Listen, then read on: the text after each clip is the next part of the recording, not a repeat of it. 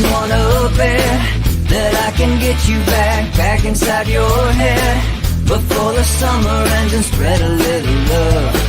Just for a little fun, I'll make you come back to me before the rise of every sun. Baby, it's meant to be, I know you got a man, but he don't understand. You're gonna be a heartbreaker, you're such a love taker. So just suck me in and you can toss me like a cigarette, 'cause I just wanna be a bad habit, yeah.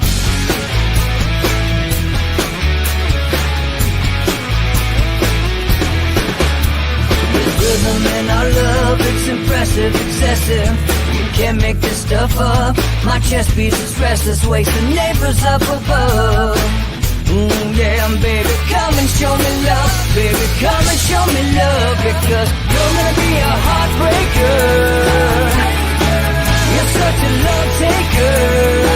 So just suck me in and you can toss me like a cigarette, 'cause I just wanna be a bad habit, yeah.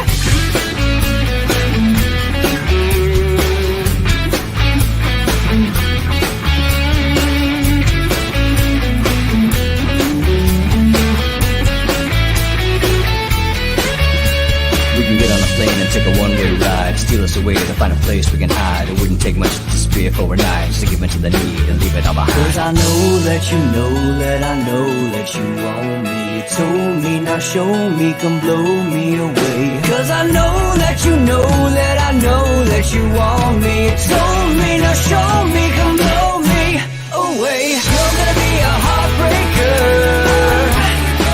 you're such a love taker. So just suck me in and you can toss me like a cigarette, 'cause I just wanna be a bad habit, yeah. You're gonna be a heartbreaker, you're such a love taker. So just suck me in and you can toss me like a cigarette, 'cause I just wanna be a bad habit, yeah. Suck me in and you can toss me like a cigarette, 'cause I just wanna be a bad habit, yeah.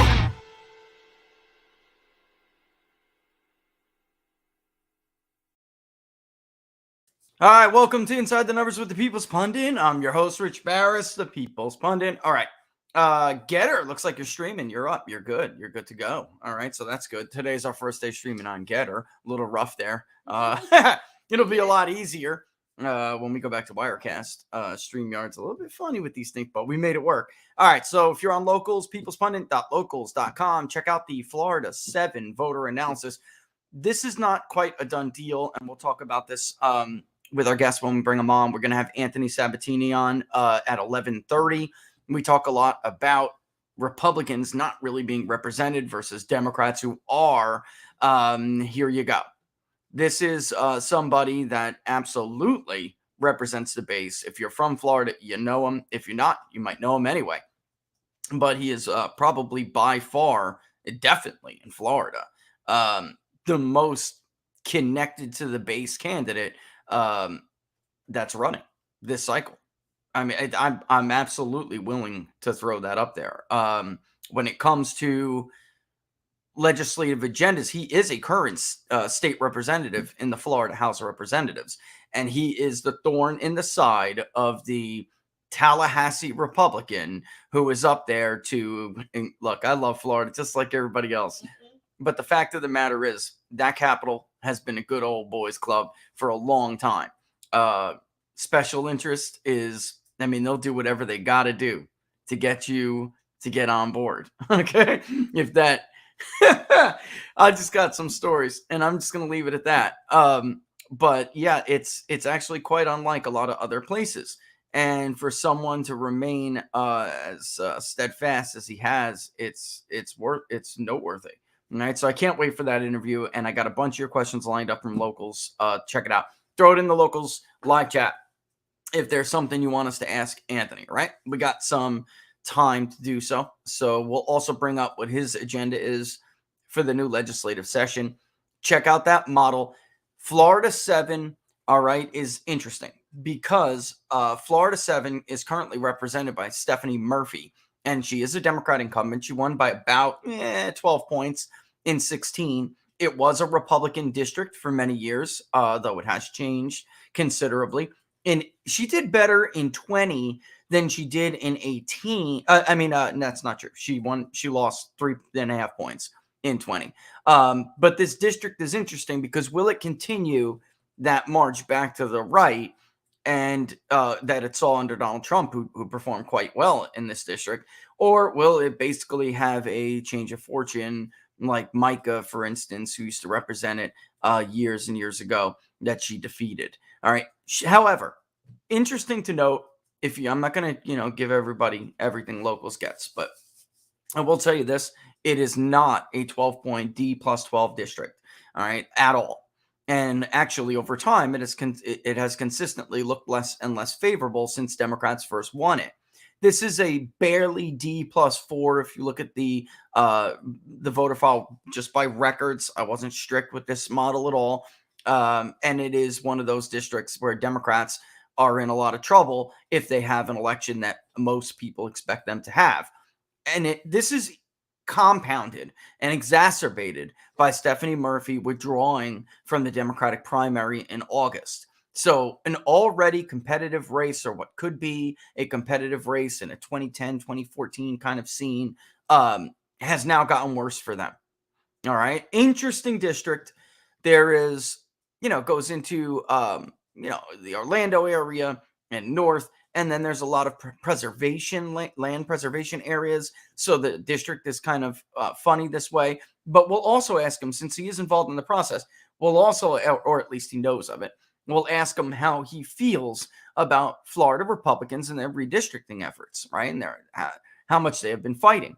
If this was a Democrat-run state, big as an important state as it is, they would have played hardball politics with this. And instead, it looks like Republicans are just trying to give it away. They're just trying to give Democrats some freebies in Florida where they could cut them off and play games the way Democrats did in Oregon, the way Democrats did in California, the way they're going to do and have done really with the chestnuts over in Michigan, which, by the way, I'm sure I'll have something to say about this, but in a state like Michigan could not be done without the help of establishment types like Fred Upton, who basically gifted Heitzinger with his connections a nice chunk of his area. Peter Mayer voted for impeachment. We'll see what he winds up doing. He'll probably wind up running scared, anyway, by the end of this. But he got his district carved into a D plus 3. Really, it's like a D plus 3. I could see how people could get as high as D plus 6, but it's really a D plus 3. That's what we have. All right, so with that in mind, we'll be doing that at 11:30. Let's talk right now. Let's talk right now about this charade yesterday. The Project Veritas report comes out. You guys and locals, you got the documents. I put them in the live chat right before the show. You can read the documents themselves. And mostly, what does this comprise of, this Project Veritas report? Twitter suspended their account yesterday without any explanation whatsoever. This is the biggest story of the year. Obviously, the year just started, but I would argue it's the biggest story of the last at least 6 months, 12 months even. And I don't see how anybody who remotely refers to themselves as a journalist could care about anything other than this story, except for maybe inflation, which you saw this morning. It's abysmal, and we can talk about that later, and we will in the show. All right. This is a report to the Inspector General of the Defense Department. DARPA, he's a DARPA fellow. Basically, he's he's a Marine major. Basically is saying that Dr. Fauci and the National Institute of Health didn't do what DARPA did when they were given this proposal, which is realize that this violates the moratorium, the ban on gain-of-function research, which, by the way, I can't believe Democrats aren't more angry about, because do you know whose ban it originally was? Barack Obama. ban this. Dr. Fauci and the NIH hoodwinked Barack Obama. They just happened to do it and reinstitute it under Donald Trump. But the betrayal here is against Barack Obama. Oh, the betrayal is against the American people. But I mean, this man has been around forever. He has been there and watched presidents come and go, which is part of the problem. He really does think he is science. I want to explain this a little bit. He really does think he is science because, in a way, he really has been. When it comes to medicine, he has been the guy, along with some of his friends, since the AIDS issue. He has been the guy who has decided what is and is not considered legitimate avenues of research. And how do you do that? By funding it. You either get funded or you don't, which is why there are so many cowards in this field who are afraid to come forward and tell the truth. They put together fake consensus groups, and it's a consensus. It's science, but they don't ever offer anything. They just start citing each other. It's really like circular citation where the facts don't change, just the names, the number of the names that disagree with you pile up. And we saw him do it yesterday during the hearing. Rand Paul's questioning could have been a little bit more pointed. Honestly, I don't think it was as focused as it could have been. And yet still, for the first time yesterday, Anthony Fauci was shook. He was actually shaking. And what did he do? Instead of answering the very legitimate and real questions surrounding his decision-making process, he started leveling insults and he pulled the cowardly woe is me act. Senator, I get all of these threats, he says. Let me hold up this picture. The message was, you can't criticize the great and powerful Oz under any circumstance. And he's used to it because this has been his life for years. Anyone who has crossed Fauci, which really means they are crossing his friends and his pharmaceutical friends, they get destroyed. Dr. Fauci is in the business of apparently creating, but also identifying disease so his friends can find cures for them and treatments for them and vaccines for them, and they can all get rich. The average American, the average folk mocks and laughs and jokes about how they created, there's a drug for everything. Watched the comment act the other day. Do you have long nose disease, big nose disease? Don't worry, we got a pill for that. And we joke about it, but that is actually what Anthony Fauci has been up to for more than 30 years. That's who he is. This is an extremely dishonest and dangerous man. And I hate using those words because I don't want any crazies, all right, to get the wrong impression. But a man this dishonest with this much power is dangerous. Do you understand the documents that I just gave you on locals? Do you understand what they say? They say that the Department of Defense turned down a proposal because it was dangerous and it was illegal, and Anthony Fauci decided to do it anyway. Of course he needs to be questioned about it, because if it's true, which obviously, let's face it, folks, if it wasn't true, he would dispute it. His own behavior is the biggest piece of evidence against him. Innocent people don't pull misdirections. Innocent people don't go on woe is me, cowardly little crybaby tirades about how much pressure and how much danger he's in. They answer themselves. They defend their actions. So if these documents weren't true, if they weren't misclassified at first, and then, by the way, it does happen that things are reclassified, but this was not done through the proper channels. What this report says is that this evidence was taken after the fact and stuffed in top secret folders without receiving the proper classifications. That doesn't happen in government unless someone's trying to hide something. Please, folks, anyone who has any knowledge of this whatsoever, please speak up. This has dirty written all over it. And if it is true, then Anthony Fauci is guilty of crimes. All right? This isn't a policy mistake. He's a criminal. And his actions led to the deaths of hundreds of thousands of Americans. I know Anthony Fauci is a liar. Personally, know he is a liar. What do you think? I'm like looking into a crystal ball. Obviously, I knew the dates of FDA approval. Obviously, I knew when they were going to submit for EUA. For how? How do you think I did that? And obviously, I knew Dr. Fauci publicly lied on purpose when he told the American people Donald Trump was wrong and there was no way the vaccine could be approved by the end of the year, be available by the end of the year. He knew he was lying at that time. He wanted to politically damage Donald Trump. He knew he was lying about the adverse impact monitoring reports. He's a liar of the highest order. This is a bad man. This is not a good man. He shouldn't be anywhere near the National Institute of Health. This is the kind of guy who completely breaks trust in a system we all really need to have trust in. Anyway, the fact he even had this ready to go, printed flyers of fire Dr. Fauci. Obviously, he didn't come ready with documents to disprove this release from Project Veritas, right? He didn't come ready with documents to disprove all of the new material that really just confirmed the reporting of Jeff Carlson at the Epoch Times, but whatever, that the Republicans on the committee had ready to go to question him about. He didn't come forward. He didn't come ready with the disclosure forms, which, by the way, hold on one second.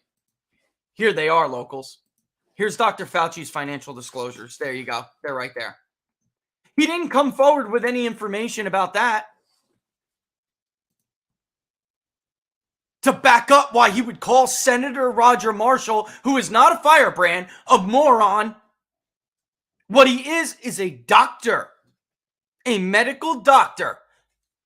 See, Dr. Fauci's not used to medical doctors or any scientists going against him, because Dr. Fauci is used to being able to go in his office and pull funding from someone if they get out of line, or kill somebody's next work of art, kill somebody's life's work if they don't get in line. And just like you and I, these are people who have worked incredibly hard at their, in their profession. They have kids to put to school. They have mortgages to pay. They have tables that need food on them. They cross the great and powerful laws and they are screwed. These are not real medical consensuses. These are creations of Dr. Fauci and his friends. It's amazing. It's amazing what epidemiologists and virologists and vaccinologists will tell you when you tell them that you can speak off the record. It's amazing what doctors who are in charge of making sure that vaccination rollouts were good in the Veterans Administrations, it's amazing what they'll tell you about the efficacy of Dr. Fauci's juice. It's amazing what they'll tell you about the effectiveness of masks. It's amazing what they will tell you about Dr. Fauci himself, the kind of person he is. He's a scumbag. He's a vindictive dirtbag who is not motivated by the Hippocratic Oath. He's motivated by money and power and prestige. That's it. He's a textbook Napoleon in a white lab coat. He's the worst possible thing that could happen to the medical community, which he single-handedly, not single-handedly, believe me, they helped a lot, but he has done more than any other one person at sowing distrust in. Innocent people don't show up with gimmicks printed on flyers. Innocent people show up ready to defend themselves. They don't throw insults. Not like that, anyway. I mean, it could be insulting defending yourself, but the primary topic of your response better be your defense. And it wasn't. By the way, he called the senator a moron over the financial records, which I just dumped in your live chat. Go over them. Go look at Dr. Fauci's financial interests. And by the way, check out how much of it is redacted, which is interesting because the New York Post wanted some clarification on why some of those disclosures had missing information and were redacted. You know what he told them just this morning? No comment. So the senator's a moron? Could you imagine? Could you imagine if a Democratic committee and a group of lawmakers, and it's like, I don't know, former Secretary of Health Price, for his, clarification on his financial disclosures. And he basically told them, I gave them to you, pound salt. But of course he really didn't. And they were like half missing. Imagine that for a second. I don't know what planet Democratic lawmakers are living on. Do you not want to know who was responsible for this pandemic? Or did the ends really just justify the means? And it doesn't matter how many people are dead. Donald Trump is gone, and that's all that really matters. Donald Trump is gone. We gained a whole hell of a lot of power. And really, we don't care about 800,000 dead Americans. Or like Biden's advisor, who's now the source of that Fox News story, is Ron Klain. In case you didn't see that episode. Giddy at the prospect that by August and September, there would be hundreds of thousands of body bags. The polls will be different once there's hundreds of thousands of body bags. Folks, that's not political disagreement. Over Dr. Fauci? That's political disagreement? That's like, this is partisan somehow? This should not at all be a partisan issue. The documents also detail what would essentially have been a Manhattan Project level. The Manhattan Project is the development of the atom bomb. Manhattan Project level cover-up. Efforts to suppress curative drugs. Efforts to hide the ineffectiveness of the vaccines on SARS-CoV-2. Nobody wants to look into this. I just don't know how, honestly, I'm watching it yesterday. And I'm watching that empty shell of a man, Chris Murphy. Every chance he got to save Dr. Fauci from answering why these documents showed he lied under oath about gain of function, and understand actually why he called Marshall an idiot. Why Marshall rattled him more than actually Rand Paul did, even though Rand Paul definitely had him shook. Because Marshall understood something.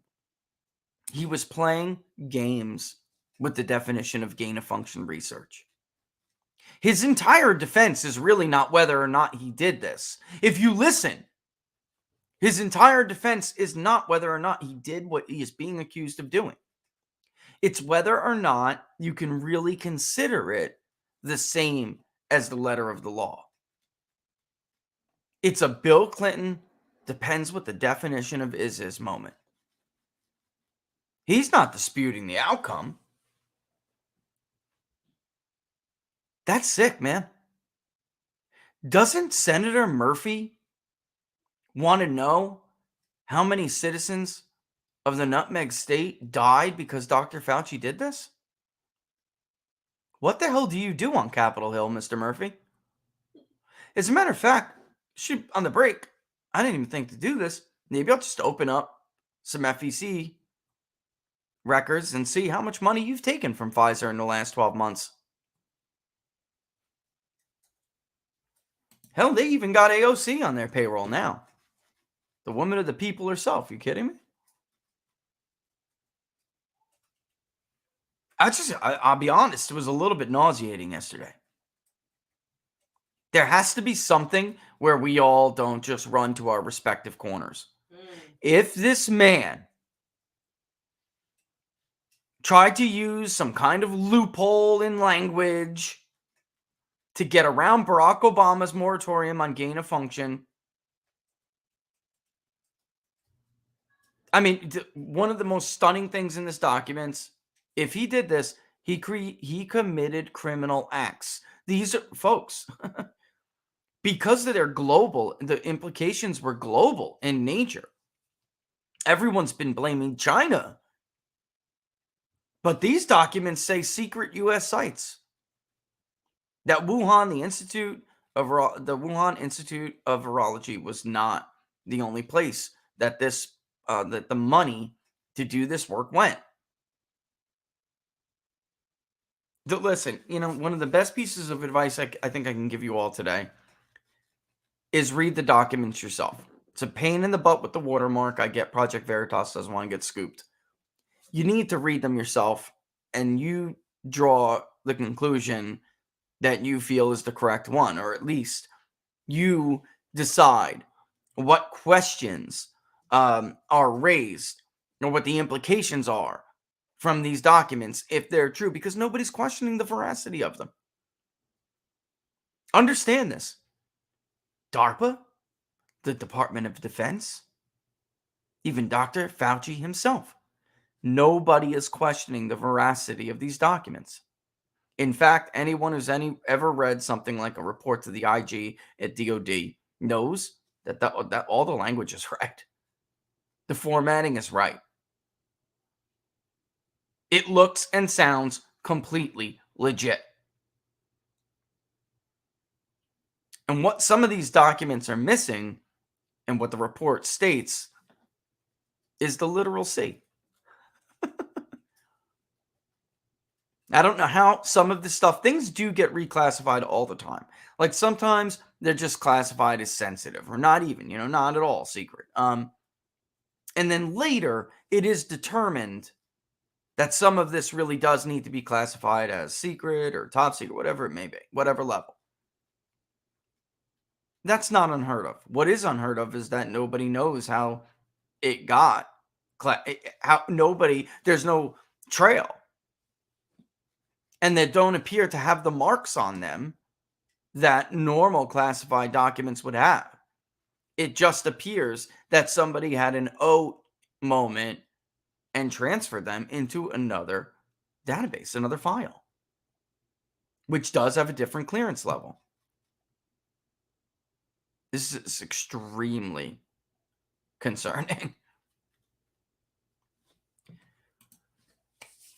And again,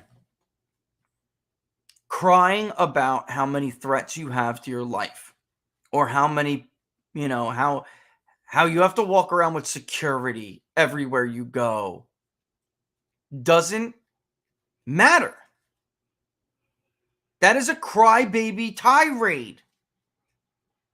If you can't deal with it, then don't be a public figure. Besides, think about who he pulled that on. Rand Paul was attacked by a leftist while mowing his front lawn. He suffered broken ribs and other injuries.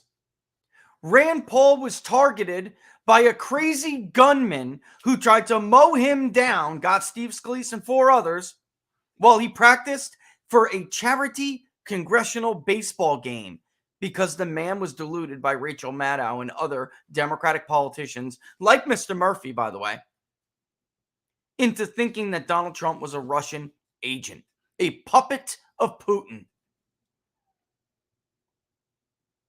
You're going to lament over threats to your life to Rand Paul? Look, that's the world we live in now. You don't like it? Don't be in this game. Go practice private medicine somewhere. Oh, that's right. You don't do that. You're not an actual doctor. Sure, you have the education, but you don't practice anything. You experiment. Yeah, DCT, baby. You're sick. Take this. That's what he does. It's what he's been doing for the 80s, since the 80s. I said for, but that's what he's been doing for his friends in the pharmaceutical world since the 80s. You ever come up with that vaccine, doctor? How'd it work out? It's unbelievable. Really is unbelievable. All right, with that in mind, there are some polls that I'd like to check out here, but yeah, we'll have Anthony Sabatini on in 1 minute. I gotta get his look. This guy has been a warrior against mandates. I'm gonna show you his legislative session agenda when he comes on, and look, I really do believe this. Why? Because the last 2 years already started to prove me right. There will be people on the right side and the wrong side of history when this is all said and done. If you obeyed without question, if you jabbed your kid for a $50 gift certificate, you will be on the wrong side of history. If you put safety or a false promise of safety and security ahead of your liberty and the liberty of others and the liberty of your children and the liberty of your grandchildren and their children, you will be on the wrong side of history. It's inevitable now. All right, with that in mind, see if he's ready. Give me a nod if you're ready, Anthony. You ready? He's ready. I'll just give him that verdict. All right. Listen, just hot off an endorsement right now, ladies and gentlemen. I'm going to bring on State Representative Anthony Sabatini. I got to tell you, congratulations. Congratulations. Can you hear me okay? Good. Yeah. Hear you loud and clear. How about me? I do, and I'm sure everybody else does. Thank you for joining Inside the Numbers, especially on such short notice. I know we put this together. It was a pretty quick thing. Congratulations on the endorsement. You want to tell everybody what happened this morning?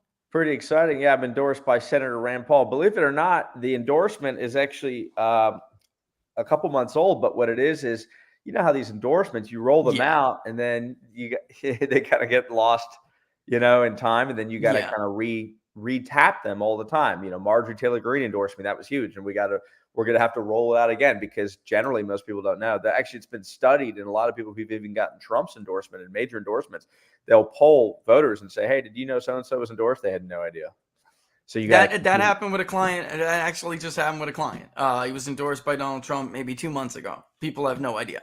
So especially after the new year, you really do. You got to re-roll them out. So, I was looking at I your will list. tell you, it's still really exciting. Rand Paul is one of my all-time favorite American, really public figures. I think he's one of the greatest senators actually in American history. So it's kind of surreal, and I love it. And I do talk about it quite a bit on the trail. Well, before I get into I want to show people your legislative agenda, because a big thing on this show, and we go over the polling that we do for the show all the time, and the biggest thing on this show is that Republicans are just not represented. They don't feel it because it's true. They're not. While Democrats, they do rally behind their leaders. They do circle the wagons. Pelosi has a horrible unfavorability number, but it's not coming from Democrats. You look at Kevin McCarthy's numbers and Mitch McConnell's numbers, and that is largely because their own party can't stand them, and that is very different. I was going through, and I want to show people your agenda, because I really think this really drives the point home. But you have a long list of endorsements from people that Ted Yoho, my old former congressman, by the way, solid guy. Yeah. I'm a Gator like you. Okay. I'm a Gator like you. Yeah. Wow. Gator Nation, 100%. He's solid. You have Matt's endorsement, Matt Gaetz, Florida Republican royalty over there, the Gates family. But this solid guy. Marjorie Taylor Greene, Madison Cawthorn, Paul Gosar, one of the very few people who have been speaking up for what happened, this January 6th persecution. I don't know what else to call it. Michael Flynn, Freedom Works, the list goes on. And it really does. It's indicative of who is behind your campaign and why the base I think you caught their ear. I really do. I'm going to put up, you started your session, and I want to ask you to tell people, the response when you do this. All right. Because Republicans run, but they don't actually intend to introduce bills like you do. All right. Which I find funny because I know how much it bothers some of them, the establishment in the party. All right. So this is what you tweeted the other day. All right. Mandatory e-verify, constitutional carry, heartbeat bill, 2020 audit, banning social media censorship. I mean, it goes on. People can read it. This is a base list. This is something that when Republican voters elect somebody, they expect their leaders to do. Exactly. I mean, what is the reaction, among your colleagues when you do this? Just to put that in context, right? So we're about to start the state legislative session. As you know, I'm running for Congress, but in the state legislature. And, people see those bills and they're like, okay, why are you listing these? Like, this is the movement. I'm trying to basically come up with the contours of what we care about. It's election integrity. It's protecting the family. It's protecting free enterprise. It's protecting the rule of law. It's protecting a bunch of different things. Basic freedom in the in the context of COVID, being able to literally freely move and work and have a job. And it shocks me, and it's shocked me for years to see Republicans who don't package this stuff and don't talk about it and don't actually push the agenda. Like, they'll run on it, they'll fundraise on it, or they'll talk about it maybe in the primary. But when they're in office, it's not the policy program that they're offering. They're not pushing what I consider the liberty, America first agenda. And they just totally ignore it. And so, I push it. And so the reaction is amongst the voters, amongst the working public, the Floridians who actually are the Republican Party, they love it. I mean, they're really happy. They're, the question and response I get the most is, what can I do to help? How can I make this happen? Who do I need to call? What do we need to do, et cetera? That's the response. But it's shocking to some, no surprise to me, to know that the political bosses, the party bosses, the political insider, the establishment, if you will, at the federal or at the state level, is really quite the opposite. They're disgusted by the bills. They don't take this stuff seriously. It's not what's interesting to them. They'll ascribe cynical motives. They'll think that they're not serious bills. They'll say, oh, well, we don't need to be talking about that kind of stuff that's popular on the campaign trail, but, we don't really have a mandate to push, blah, blah, blah. We need to be focusing on this other kind of nuanced, stuff like making sure that this one state agency's structure for, how they fund the building of future buildings is being fine-tuned, really technocratic kind of stuff. They don't want to focus on the big liberty issues of our time. The things that actually affect and matter to the average Floridian, they generally don't care about, and then they just ghost. And it's alarming, but it's to kind of summarize it and tell you why I think that is, it's a bubble effect. And everybody knows this, but I can't tell you, you cannot know this enough. Like, it is, once you experience it, you'll never not know it. You'll never forget it. These politicians live in an actual bubble, a literal bubble, dude.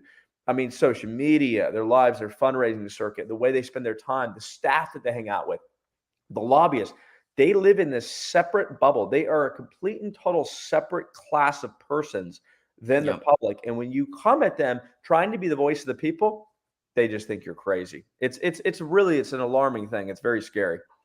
Yeah, I'm glad you put it that way. I mean, and you did it so everybody can really understand. I try to explain this to people. Like, they don't live in the same world that you live in. And until it starts to impact them or it gets in their bubble, then they really have a very difficult time giving it any thought whatsoever. It's an alternate reality. You live in one part of society and they live in another part, and that really doesn't change whether they have an R or a D after their name. It just, or at least in most cases. I mean, you do have people who are trying to fight the good fight, Anthony, which is, I'll tie that into one of my local questions, which is, if you do get elected and you go to DC, who do you see yourself, I guess, align with? That's what people, everyone goes in they end up in their cliques, the Tuesday study group, whatever it may be, and the Freedom Caucus.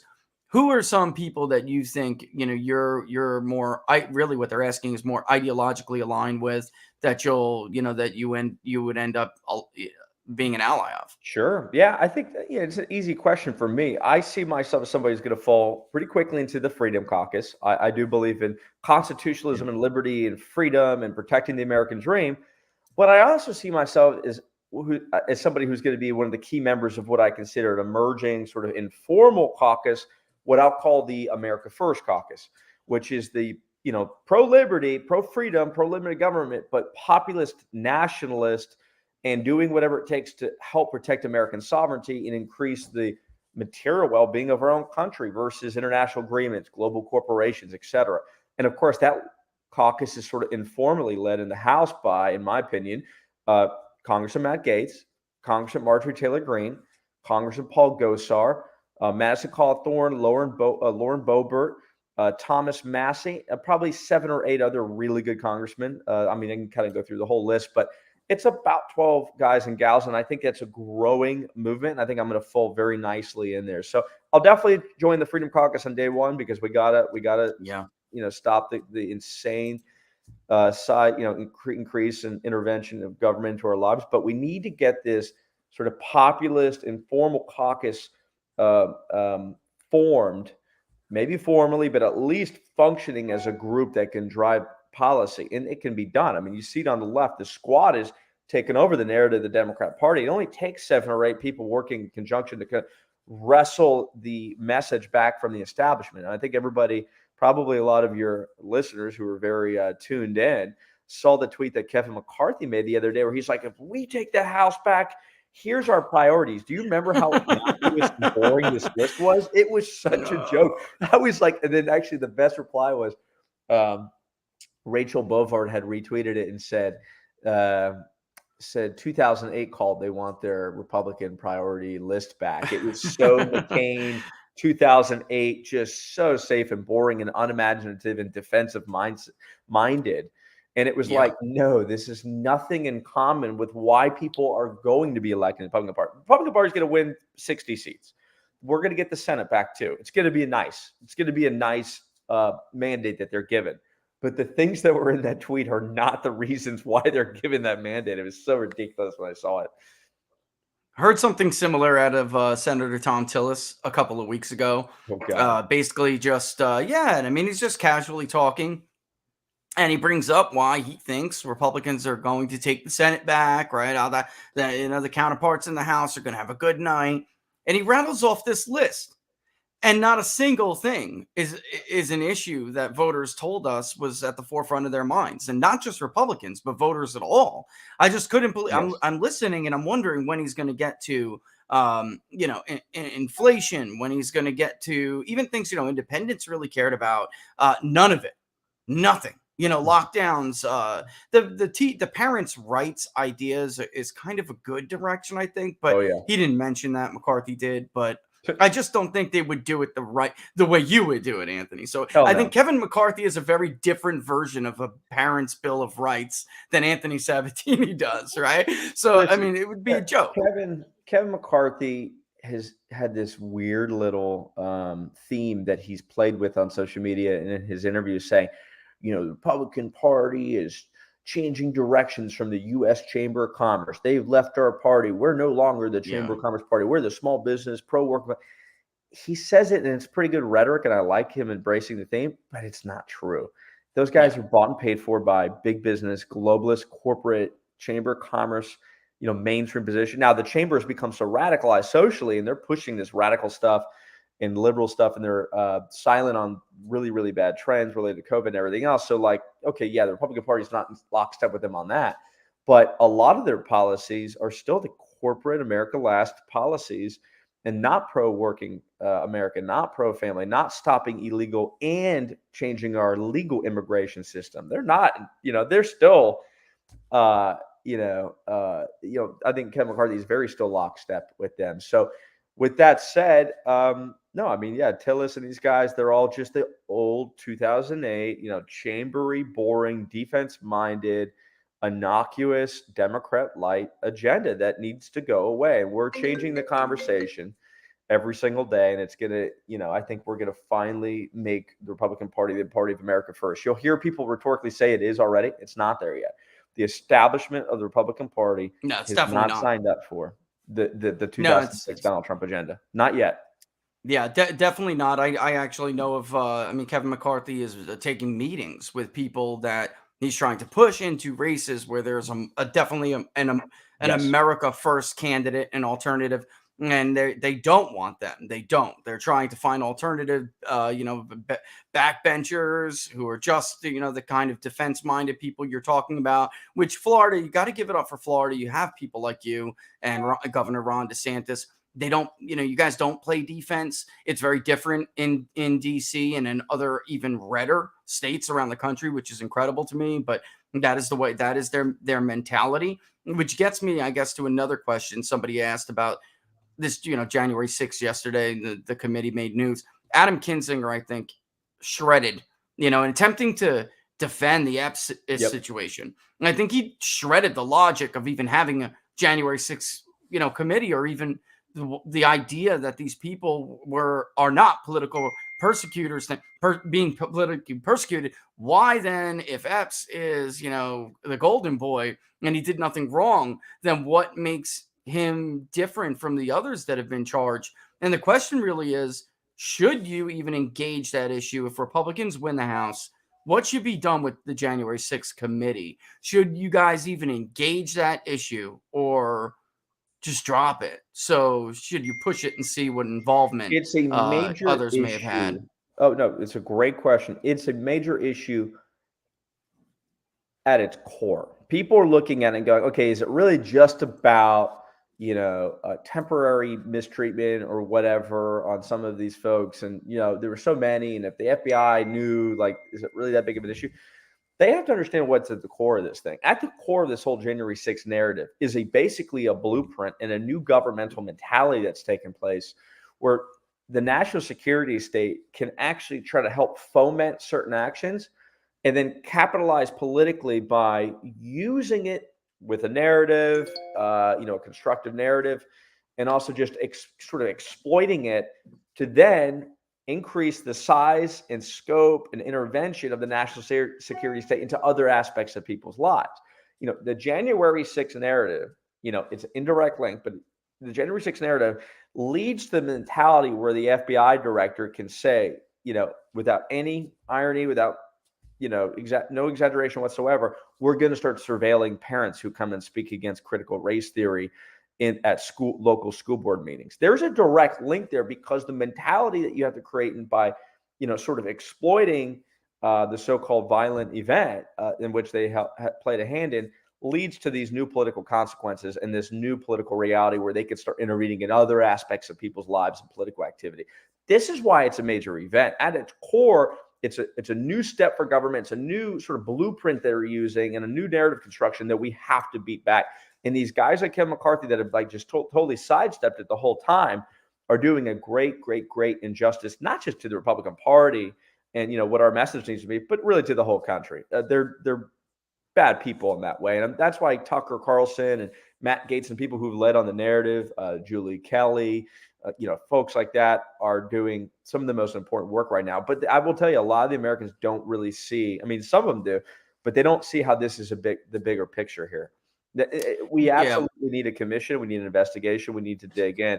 And we could go down the rabbit hole, but what Kinzinger said and all the sort of counter narrative, protective, the defensive strategy that was put out in the hours after the assistant FBI director was investigated by Cruz yesterday was really, really, really revealing, because it was clear that they're not actually at any time looking to indict the actual legitimate people on the ground, or in their eyes, which should be ostensibly legitimate people on the ground who helped do the riot, like Ray Epps, but actually try to protect informants and people that played a role in getting the whole thing off the ground. They love the January 6th story. This is their religion. This is a great thing for them. This is an enormous political opportunity for them. So that's why we need to get to the center of it. Yeah, which brings me to, your reaction, because I do think the event and the committee really use this as a pretext. Look at Garland yesterday, and I couldn't help but remember when Barack Obama was president and he nominated Merrick Garland for the Supreme Court. He was sold to us as basically a moderate ideologue. This is a guy who basically just established the American Gestapo yesterday. I mean, that's not hyperbolic. He is the first FBI, the first Attorney General to, give the green light for the Justice Department to target dissenters in America. Now, we've always had these, kind of anti-Nazi, anti-communist movements, but nothing like this, right? So, and especially we are supposed to learn from our mistakes. You really wouldn't expect this in the modern era. But when you look at who is labeled a domestic terrorist in Florida, you had election reform. Joe Biden now refers to, very widespread, broadly supported election policies and laws, and the election day deadline. All of this stuff now is basically a threat to domestic democracy. So Our they use these words so democracy. lightly. Our democracy. Ours, yeah, right, because it's not for you, and it's not for anyone who doesn't agree with them. It's for them. They use these words so loosely, Anthony, that I think is what is so concerning to so many people. What is a domestic terrorist? And I think 8 months ago, Joe Kemp was on and he said, you are all the next domestic terrorists. They don't have their war in Afghanistan anymore. And he predicted this exactly what happened. So I'd like to get your reaction to what you think they're going to do. And then if Republicans take the House back, what could Republicans do to curtail this? Well, I think, kind of going off what I was saying, the last question, we got to get to the core of this thing. We have to expose the narrative. I think as an actual tangible first step, the next Speaker of the House must appoint a standing commission or a special kind of permanent commission that's going to investigate this thing to its core and get to what DOJ, FBI, any agency whatsoever, law enforcement related or just any other government agency, the extent of their knowledge and what they knew and what their role was in this thing. Because if not, like you just described, it's going to lead to the next step. And what they've already done is established that anybody who disagrees with them or is doing anything they don't like are domestic terrorists. And it doesn't make sense for them to say that, but they think they can get away with doing it because they've established, at least to some part of the country, that our enemies, political enemies, are domestic terrorists. And so we got to nip this thing in its bud by going to the court, exposing the entire thing through a commission, and then indicting the people who have lied to Congress. And the smart ones, like the woman yesterday, the assistant director, I'm drawing a blank on her name, that spoke with Ted Cruz and Tom Cotton, just straight up says, I don't know if this is even a legal answer to the Congressional Committee, but she just says, I can't say. Shouldn't the question have been yes or no? She's just like, I can't say. I'm not going to say. Like, what? No, like these people need to be indicted, like for obstruction of justice or perjury or, something, because they're not cooperating with Congress on this. But that's the tangible step that needs to take place in the meantime. And then, of course, alongside that, we need to really push more of a journalistic investigation. That we've done great work. People have done great work like Darren Beattie, Julie Long, but we need to keep asking questions and driving this and getting them on defense. Yesterday was the first day they went into full-blown defense mode on January 6th since the beginning. But we got to keep pushing that until we take power. We're not going to take power until January, right? Inauguration day, a year from now, that's when the Republicans will actually be able to do something in terms of a legislative action. But in the meantime, there's a lot we can do that's a lot of time. Yeah, a lot of time before, then now and then really is. Which, brings me, I guess, you said the next speaker really has to be a proactive guy, has to be a proactive leader. And I mean, a lot of people we interview, they're willing to give Kevin McCarthy a chance. He's got problems right now with vote counts. Forget about how some of these primaries work out and who actually makes their way to the next Republican conference, he may have even bigger problems. So would you be somebody who's willing to hear him out, or, are you just one of those who just think the party needs a new leader in the House? I think we need a new leader in the House, but I will tell you, we'll see who put their names forth. And the truth is, I'm not going to just sit here randomly and just rule someone out before I hear what they have to say. Because the truth of the matter is, I'm judging McCarthy and all the other leaders based on their past actions. But I think it is important to hear what they have to say about what they're going to do going forward. If that tweet that he made the other day is indicative of his priority set, then no, he would never get my vote. But the truth is, I'll hear what he has to say. I'll hear what anybody who wants to run has to say. But I want really bold leadership. I'm looking for somebody who's probably more Freedom Caucus or America First Caucus related in mindset, not somebody who's living in the past. That wing of the Republican Party is not just the moderate wing, it's the past wing. It's the people who got elected, based on being in a position of power already. But the truth is they're not who the voters want in there today. Like some of these guys are they're holding on because of some power they had in the party. That's why they still have these positions, but they wouldn't win primaries today. Matt Gaetz could move to their district tomorrow and crush them in their primary based on the contrast of his message versus theirs. So I don't believe that the people who have achieved power within the Republican Congressional Caucus in the past should have a hand up in future caucus elections. I think we need bold, fresh leadership that's in tune with this new party, and it truly is a new party. The issues are new, the stakes are higher, the energy in the party is with a different group, and these older politicians don't reflect that. So with that said, no, I mean, I'm looking for a competitive race. I want to see different people run for speaker, and head of the Republican Party in the House.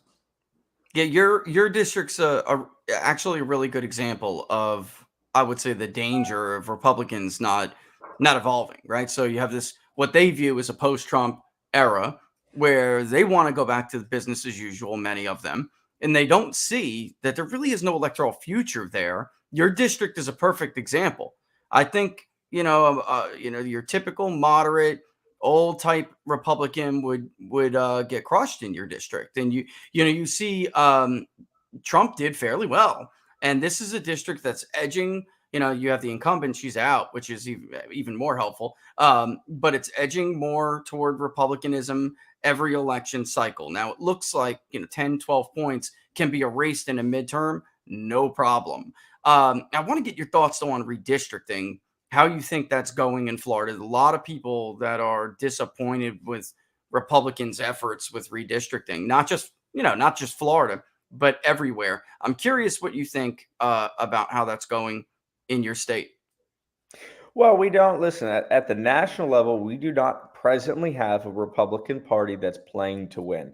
We have a Republican Party that's playing to either at best keep things the same or survive, lose as slowly as possible and claim that maybe you're still surviving and somehow that equate that with a win. That's where we're at right now. And I say that I hate to be pessimistic and I hate to push back with this blunt reality to voters who are enthusiastic, but you got to be realistic about the problem you have.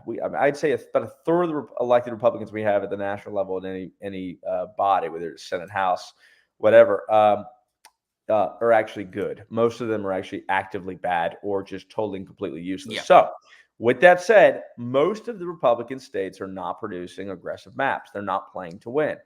In the state of Florida, we are no different when it comes to explaining that problem. We have a set of maps that are being produced by our supposedly conservative state legislature that are really weak, to the point where the left-wing media and the Democrats are heralding the maps and talking very strongly about the maps. Yeah, they're like sharing them and saying this is great, etc.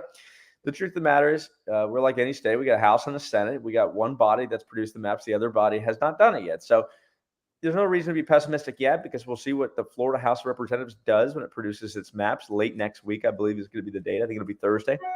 But in the meantime, it's very discouraging to see that the Republican State Senate is so weak and so spineless that they produce maps that have appeased even the most left-wing newspapers in the state of Florida. And that's just gross. So we got work to do. And I hope that your listeners are paying attention following redistricting in Florida, because it's an issue, and we're going to need the people's voice to be heard if you want to see legislators react and do a better job. Yeah, I just put some of them up. I put a zoomed version and then, kind of like a bird's eye version of what yours looks like currently. And that's not a done deal, just to let people at home know that that's not a done deal. In California, I don't even know how many iterations. I lost track. But at the very end, Anthony, they heard the voice of it's Democrat dominated. They heard the voice of the special interest in that area and completely redrew a different iteration which they voted on, they put forward, and it resembled nothing. It resembled none of the prior iterations. So it can be done with pressure, is what to go to what you were saying. Yes. It's just that people have to exercise that. They have to exercise that voice and pressure. A lot of people want me to ask you about inflation. I'll give you the general question about inflation because I know we're almost out of time. But how serious do you think this is as a problem? And it's hard to kind of ask somebody, what can we do about inflation, because the problem is so severe. Do you think we're seeing the tip of the iceberg here, or you think we got a long way to go? I hate to be Today was bad. pessimistic. Yeah. I hate to be pessimistic, and I really, and this is where I take my political hat off, and I just talk. This is my American humanitarian hat.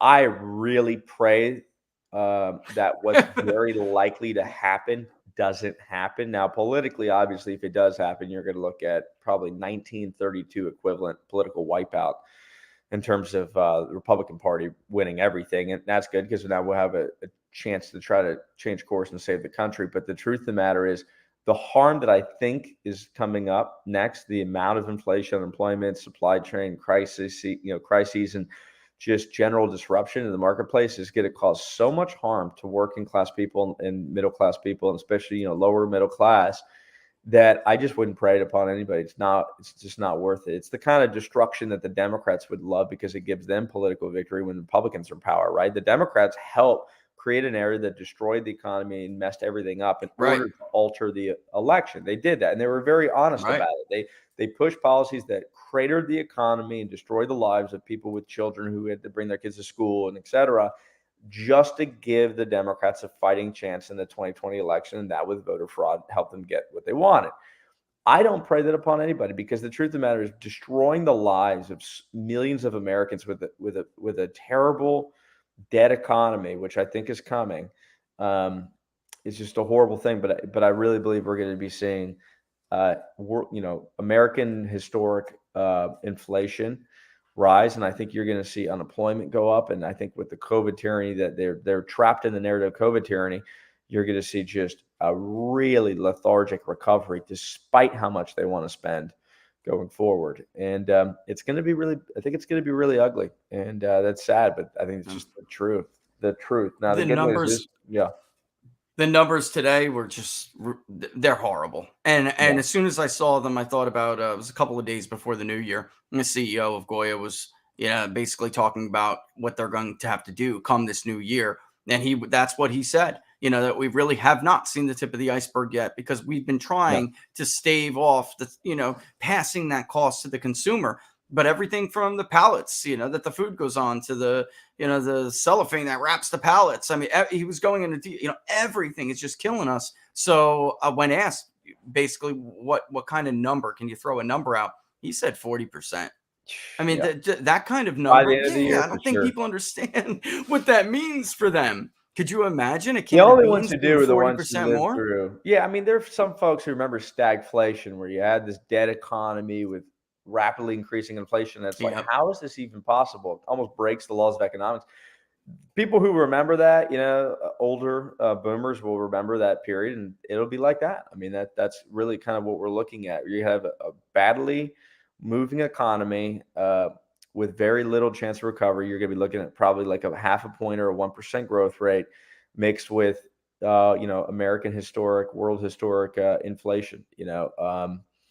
And that's bad. I mean, that's really bad. Now, and the sugar rushes of high spending, the various bills they've done that just try to pump the economy, of course, is what's contributing to it. Yeah, you can do these giant $1 trillion spending bills, and it gives you a little temporary boost in the economy because there's all this fake cash kind of moving around, and there's all this debt. But the truth is, it once again burdens the economy and really contributes to the inflation and the lethargy of the recovery in the long run, because the public spending always does. Right. Yeah. I guess it's 12:04. Last one. I'm gonna take this one real quick. How's constitutional carry looking over there? You never know because it's a great bill. It's got obviously 90-something% approval with Republicans. You got a governor, Right. Governor DeSantis has already said, send me the bill, I'll sign it. He said, I'll sign it. Yeah. And Yeah. you've got all this support, and it's even bipartisan. Even Democrats are like, well, yeah, I mean, my working class people don't want to have to pay for their right. It's a winning issue. But guess what? You got the weak, moderate, milquetoast establishment Republicans like the Speaker of the House, Chris Browse, who, unless the governor's pushing really hard for something, like really hard, generally he's not going to move conservative policy. And the stuff he is moving is really like center left or far left stuff. His big priority this year is climate change, fighting for coastal resiliency. He calls it big climate change bills, more taxes. Last year, we passed the biggest tax increase in Florida history, $1 billion new tax on out-of-state purchases, and just growing government, new government agencies, more corporate welfare. He's from the old guard of the Republican Party. He's a big Jeb Bush guy, very close with Jeb Bush, moderate wing, 1990s style Republican, early 2000s style Republican in the legislature. So thankfully we have a governor that can rail things through, but God, our Republican legislative leadership is really bad. I mean, this is the same Speaker of the House that wrote the red flag law in the state of Florida. We have red flag laws, and this guy helped craft a law that, robbed God-given rights from tens of thousands of Floridians for no reason other than the fact that he wanted to make the newspapers and the media happy with him. And so it's poor leadership in the legislature, but thankfully we have a great governor. Even neighbors in northwestern Gainesville, and for folks who don't know, Anthony does. Gainesville's about as liberal as it gets in Florida. Even they want it. I mean, they just don't, they don't want to pay the fee. They just don't understand why they can't have it when so many other states do. So there definitely is bipartisanship when it comes to that. I just don't understand why Florida can't get it done. But he's pushing for it, ladies and gentlemen. Anthony actually is pushing for it. Tell people where they can find out more about you and go from there. We'd love to have you back, see how things are going in the future. Yeah. So once again, the name is Anthony Sabatini. I'm a current state representative, but running for United States Congress, District 7, right here in the heart of Central Florida, Seminole counties, Orange County, soon to be Volusia or Lake counties. And the website is sabatiniforcongress.com, SABATINI, sabatiniforcongress.com. And of course, I'm on every social media platform from Gab and Parler to Facebook and LinkedIn and Twitter and Telegram, everything. Just type me in and I'll be popping in real quick. And I'll tell you what, we need as much support as we can get. The biggest thing folks can do right now, other than a contribution, is get the message out. Follow me on social media. I put a lot of information on there of what we're doing and, what I plan to do in Congress, but what we're doing here in the state of Florida. And, just educating, getting people involved in the political process. So check me out on social media and let's talk soon. Yeah, thanks for coming on. Best of luck, Anthony. You're a warrior. All the best. I'll see you soon. We'll check back with you in a few weeks. Thanks, brother. Talk to you soon. God bless. You too. All the best. Guys, I tell you what, when we talk about Republicans not being represented, I'm so glad I could bring them on and get them to hear that from the horse's mouth. I wanted to laugh, but because it's true. He was talking about the bubble these people live in. And it's like they tell you all of this stuff and get elected. And then somebody like Anthony goes to the state capitol and he's like, so yeah, about that concealed carry, and everybody wants this in Florida. We've actually polled this in Florida many times. And, the reason why we wanted to a couple of times just on our own is because of where we did live. And it is traditionally liberal. But there is a strong, if you're like, second generation Gainesville or more, you remember the way that place was when you were growing up, or whatever it may be. And there's still a very big gun culture, even among Democrats in Alachua County, areas like that. And yet Republicans, just don't do it. So that's up to, somebody like Anthony goes up to the Capitol, makes waves, tries to get it done. And it really is up to the people, who support that stuff to make it happen. And same thing goes with redistricting. I saw all your comments, a lot of you, especially when it comes to Florida, you just don't get it. I don't understand. Donald Trump had the biggest margin for any presidential candidate in years, including Barack Obama. And they just don't have any stomach. Look, it's 1/3 cowardice. It's 1/3 corruption because these people are bought off. I mean, it's just true. He didn't pull any punches. And then the other third is just stupidity, which I tell people all the time. And part of that is the bubble that he was talking about. And there are some people who really, been in this for a while, and something somebody told me stuck with me, and it's true. Unless you make them feel it, unless it impacts them, then they really do live in this like alternative reality, right? And it's like they put on this face every time it's time to raise money on social media. 2 years rolls around actually it's more like a year for the House because you have to fundraise pretty much all the time. And then you have 1 year to get the agenda through. And that following year, the silly season starts. So you get right back into putting your face on, right? But then they don't actually do it. And I'll tell you what, you have guys like Anthony, like Joe, even David out in California, definitely David out in California. These guys get elected and they're going to have to, the Republican Party is, or I should say the old guard in the Republican Party, they're going to have to recognize that tweet the other day by Kevin McCarthy is not why these people are going to be elected. And they are going to be elected. So I'm being nice here. And I'm being, what's the word? Cautious, but a lot of these people that scare the old Republican guard, they're going to win. So I think they should just try to face reality now. And like Kevin McCarthy, somebody like him, for instance, I know he's actively trying to stop some of these people now, trying to run over candidates who have already been shaking hands with voters, getting endorsements, raising good money.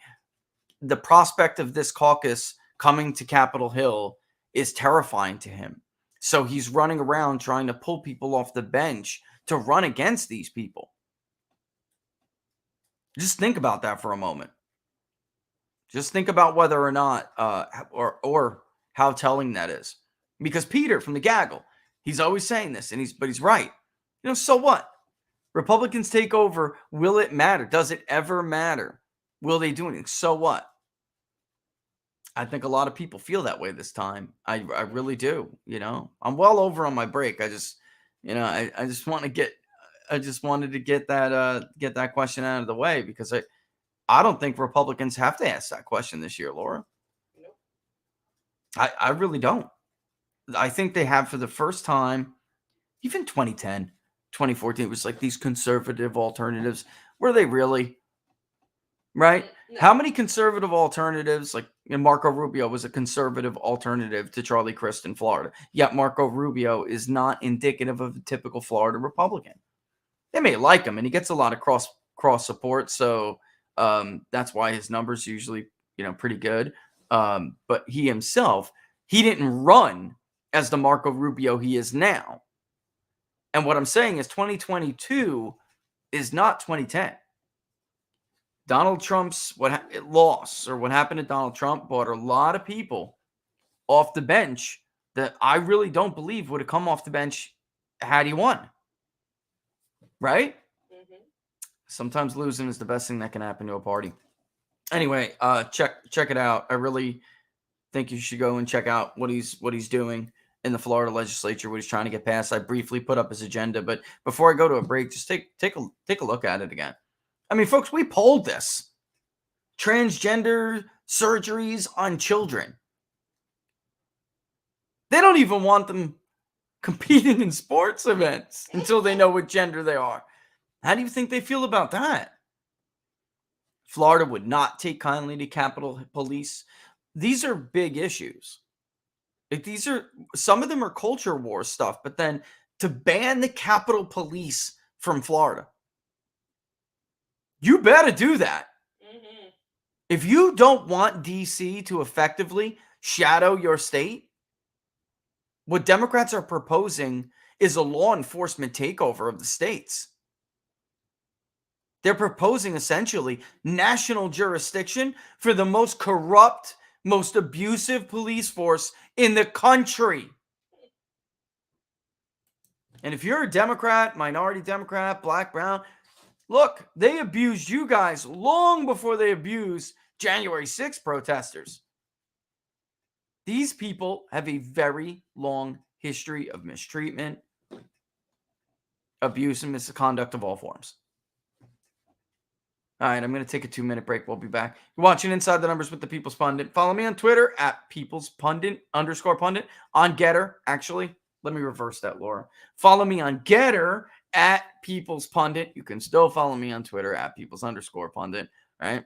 And of course, check us out on Rumble, YouTube, the whole 9 yards. Best place to follow us. If you want to get the Florida 7 voter analysis report, sign up to be a local supporter. peoplespundit.locals.com. We did Georgia 10. We did Florida 7. It's pretty cool to put these up before these guests come on, but we got a lot more coming. All right.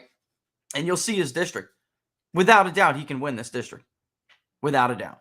There it is right there. Oh, yeah. Show that you know accuracy matters. People's Pundit merch. Links in the description. We'll be back in 2 minutes.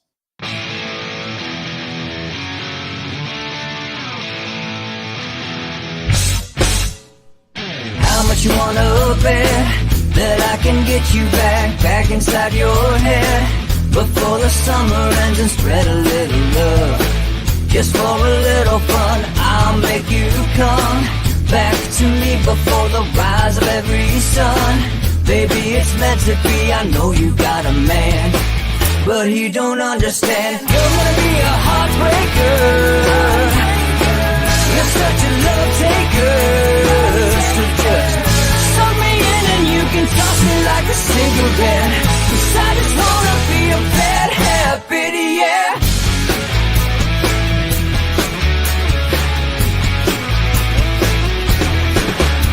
There's rhythm in our love, it's impressive, excessive. You can't make this stuff up. My chest beats, it's restless, wakes the neighbors up above. Yeah, baby, come and show me love. Baby, come and show me love. Because you're gonna be a heartbreaker. You're such a love taker. So just suck me in and you can toss me like a cigarette. 'Cause I just wanna be a bad habit, yeah.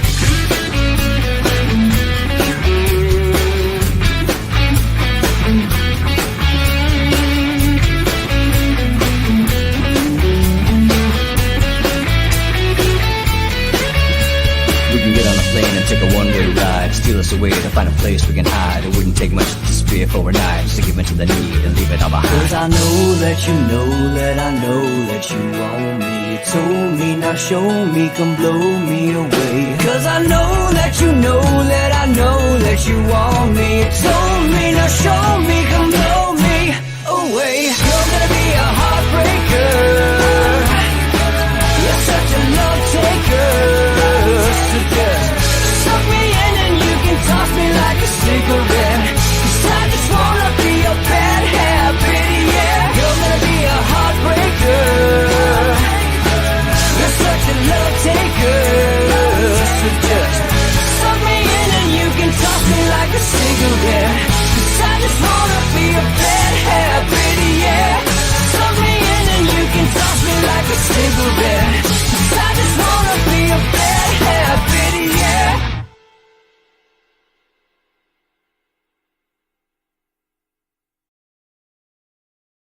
But you know what? I don't like that. You know, hold on. Let me bring that up with them. So yeah, we're back. Inside the Numbers with the People's Pundit. I'm your host, Rich Barris, the People's Pundit. Follow me on Getter at People's Pundit.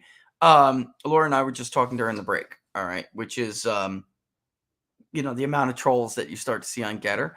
I always hated that like name, trolls, right? And I guess there are some trolls, but They're crazy. when social media started, for those who don't really remember this or just are kind of new to politics, but the promise of social media was to promote debate. Like we were going to promote ideas and there was going to be more access to information. And it was going to be a good thing before the time of censorship. It's kind of incumbent on you, the user, to separate fact from fiction, you know, real from fake. It was not the job of a fake fact checker, right? And they are fake. I mean, the AP the other day tried to debunk Malone. Hold on. Tried to debunk Robert Malone, mass hypnosis, right? By using an expert who actually does it for a living. All right. And in fact, pondered over different ways to do it when it came to COVID, which was the topic Dr. Malone was referring to. This is a man who cites with admiration Nazi propagandist Joseph Goebbels. So to sum it all up, they were trying to convince you that propaganda in a mass scale doesn't exist. That's pseudoscience to talk about it. All right. And to back up their point, they cited a known propagandist who also cites Nazi propagandist Joseph Goebbels. I mean, you can't make this stuff up. But I don't mind trolls, like, because I think that overly people are overly identified as trolls because they simply just don't agree with you. Well, nobody's going to agree with you all the time, right? And that you're supposed to actually promote the ideas you think are best. So I don't know. I'm not a blocker. I don't care if there are people who come and troll me, because Laura can tell you, there are countless numbers of people who have come to troll me and kind of like try to debunk the way I have argued for polling to evolve, only to be won over in the end, right? I mean, I can't tell you how many people that has happened, that over the years, how many people we have done that to. And in the end, I have that saying because I think it's true. Reality always wins. So, on with the trolls who want to think that how we conduct things is not the gold standard. And, that's why people hate you and don't include you in their little club. All right. After a while, they troll me long enough. Like I just said, results matter, accuracy matters. And after a while, they realize, wow, he's right. He's more accurate. And you win these people over. So I guess I just don't fear criticism the way that we as a society have come to fear people criticizing us. Now, if you're just an asinine simpleton, that making asinine arguments, then Not even arguments, just they're just not random, arguments. They're stupid just random comments. insults and, whatever. Then I guess, whatever. But even those people I've seen, have a change of heart and Red pill.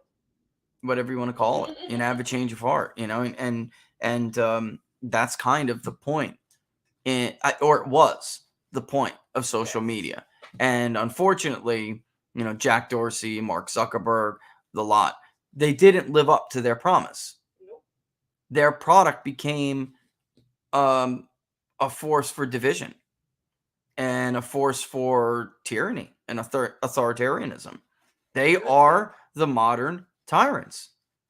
We are bored. Yeah. They are part of the hive mind. So it doesn't bother me that there comes a lot of people on Getter now, because Twitter is just becoming an echo chamber.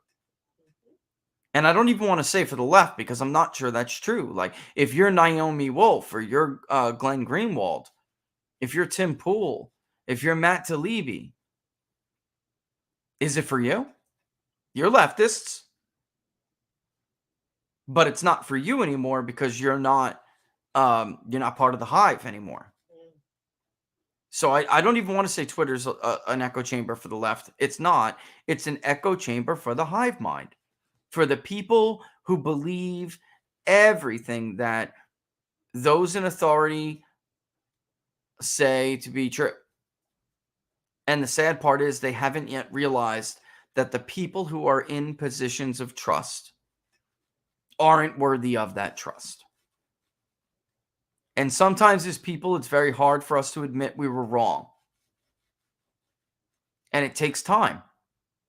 And I'm willing to engage people over a long duration of time, a long period of time, in order to see that magic happen. I don't like the oh, you're blocked, you're a troll, you're blocked.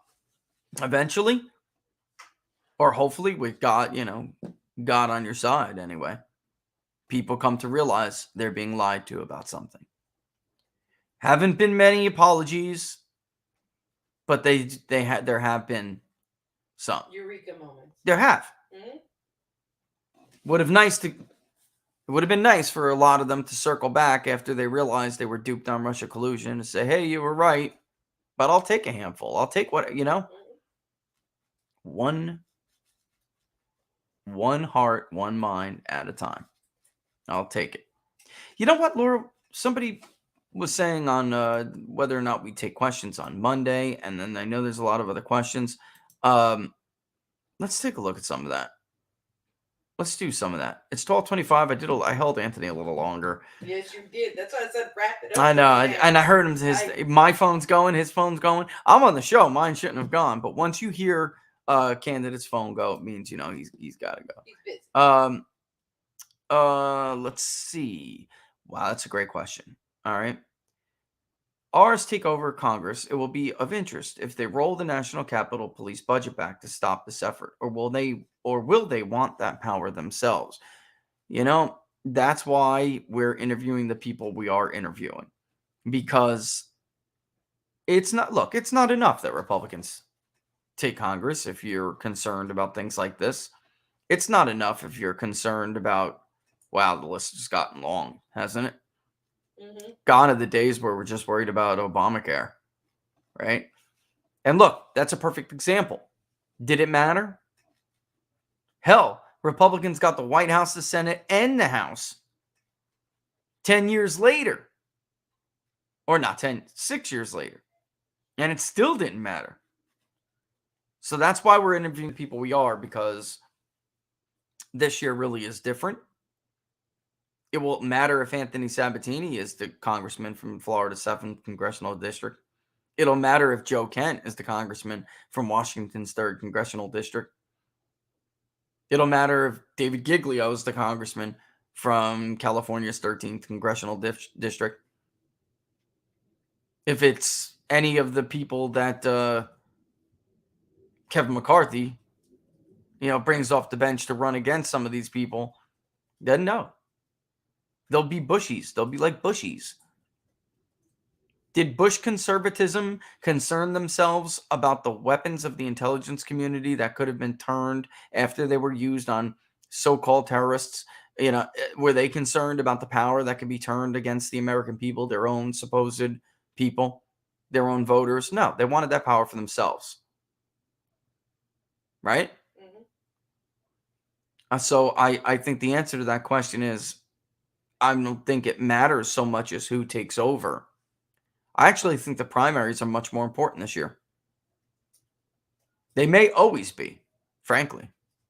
They get overshadowed by the general election. I was telling Laura, too, on the break, that Florida 7, for instance, used to be a district that Republicans represented. Over time, it got more Hispanic. It was harder to hold on if you were like a rhino like Micah. He winds up losing. And the only gains we have seen in that district so far has been from the Trumpian message that has been chipping away at the Mexican and Cuban. And, well, there are Cubans, they're more South Florida. But, I would say, the working Hispanic vote.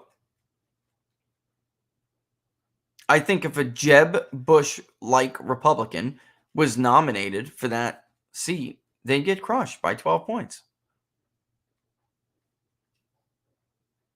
I'll just outwardly say it. I really think he's the only one who can take that district.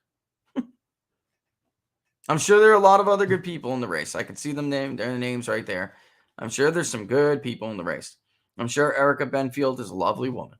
They all have, invitations on the show, I guess. What can I tell you? He is the only one with the record. He's got the bona fides. Right. You got the spine for it. He's got the spine for it. And these are people like somebody like Anthony may scare the hell out of Kevin McCarthy, but he doesn't scare Hispanics in Central Florida. They're dying for somebody like that. You think you think they're all right with transgender sports? They're not. Who was the first one to jump on social media? Who was the first one to back Ron DeSantis? I mean, he's like Ron DeSantis' best friend. There's nobody else who could say that. And you got to walk and chew bubblegum at the same time. You can talk about this economic stuff, but he probably the most profound thing he said is that these are the issues that Republicans want to care about are simply not the issues that people care about. It's not what gets a voter to go vote. It's not what gets them excited. Like, you know what? I really love Donald Trump because unemployment was low. Is that why people like Donald Trump? Is it? I mean, yeah, I'm sure some viewed him as a competent guy on the economy. A businessman, had a good economic record. Yeah, blah, blah, blah, blah. That is not why they voted for Donald Trump. They voted for him because he stood up for them on the issues that mattered most, which were the issues they felt impacted their lives, impacted their families, these way of life issues. Identity issues, I guess, too, you could say. And I don't mean racial identity. I mean national identity. Because America is supposed to have a national identity that does still include ethnicity. I think people get those two mixed up quite a bit. So yeah, I know that's a very long question. But we'll see. Phase has Texas is an unsettled question right now. So the question is updates on Texas 15. It's an unsettled question right now. That's a prime seat to flip if Republicans were to get their way. And they still were not that aggressive in Texas. They weren't at all. It was largely a status quo map. And Democrats want to sue over it. Rich mentions Washington State Board of Health Zoom 1 hour from now to discuss empowering local health officials with power to make people take camping trips because of the pandemic. Are you serious? They're actually doing that today? That wasn't really a question, but I wanted to see. So where else? There's a lot of them. Let's see what else we got. Oof. What's Rich's thoughts regarding Hillary's reappearances recently?